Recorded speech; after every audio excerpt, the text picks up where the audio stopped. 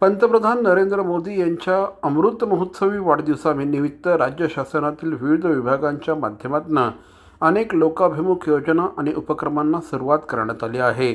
स्वतः आधी जनतेचा विचार करणाऱ्या पंतप्रधान नरेंद्र मोदी यांना त्यांच्या वाढदिवसाची अनोखी भेट देण्यासाठी राज्य शासनाच्या माध्यमातून हे उपक्रम सुरू करण्यात आले आहेत।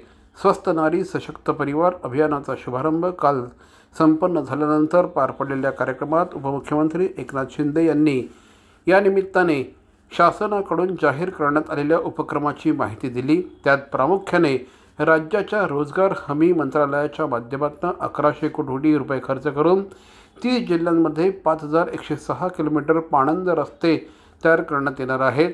या योजनेचा शुभारंभ आजपासून करण्यात आला।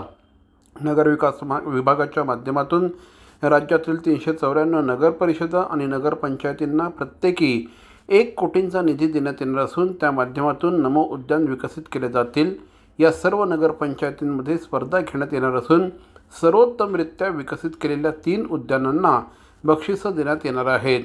शालेय शिक्षण विभागाच्या माध्यमातून तसंच राज्यातील 750 जिल्हा परिषद शाळा या आदर्श शाळा म्हणून विकसित करण्यात येतील। त्यामध्ये स्मार्ट वर्ग, विज्ञान प्रयोगशाळा, संगणक प्रयोगशाळा, वाचनालय, क्रीडा सुविधा, अत्याधुनिक डिजिटल साधनं यांचा समावेश असणार आहे। तसंच जिल्हा आणि तालुका स्तरावर चित्रकला स्पर्धांचं आयोजन करण्यात आलं आहे। त्यात राष्ट्रप्रथम, आत्मनिर्भर भारत, ऑपरेशन सिंदूर आणि पर्यावरण या विषयावर विद्यार्थ्यांना चित्र काढण्यास सांगण्यात येणार आहेत। त्याचप्रमाणे आरोग्य, जलसंधारण, उद्योग, परिवहन, मराठी भाषा त्याचप्रमाणे इतरही विभागांमध्ये विविध स्पर्धा आणि उपक्रमांचं आयोजन करण्यात आलं आहे।